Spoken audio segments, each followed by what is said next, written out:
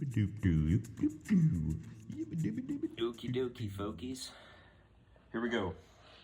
This one is a song I wrote using the Infinite Songbook in sorcerer mode on guitar, which is a more advanced level of the Infinite Songbook, which produces songs. So I'm taking one of these songs I wrote on this other instrument I know better than this instrument.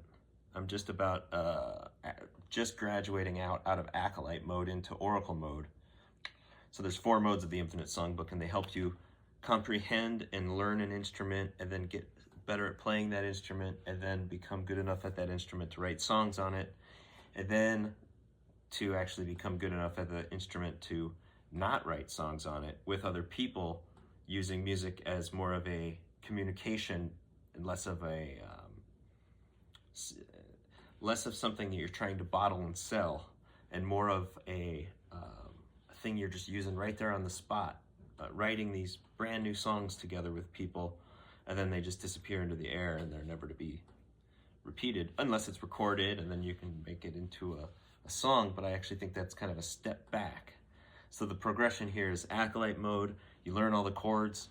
Oracle mode, you learn to play those chords in time and back to back in crazy juxtapositions that the fates wanted you to learn. And then once you get overly comfortable with that and slightly bored, you want to move to sorcerer mode, which is where all the action happens in the Infinite Songbook. And that's where you get to write these chord progressions. The Infinite Songbook will generate a random chord progression, but then you get to tailor that to your own musical preferences and actually write it into a song. You can give it words, you could give it drum beats, you could give it melodies, you could give it all sorts of different things. I like to use the metaphor of a song creature that you're building, and the Infinite Songbook provides a suggestion for the structure of the bones of this creature, and then you fix those around, and you make the chord progressions and the choruses and the intros and the outros using the Infinite Songbook.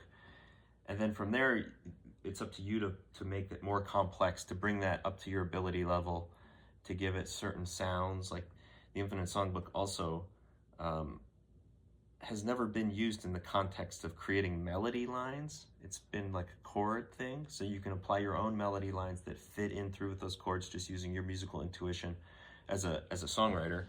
But also the possibility does exist for it to be played on instruments that don't produce chords, like a trumpet or a flute or even a violin. I guess there's more melodic instruments that kind of play one note at a time instead of clusters of notes.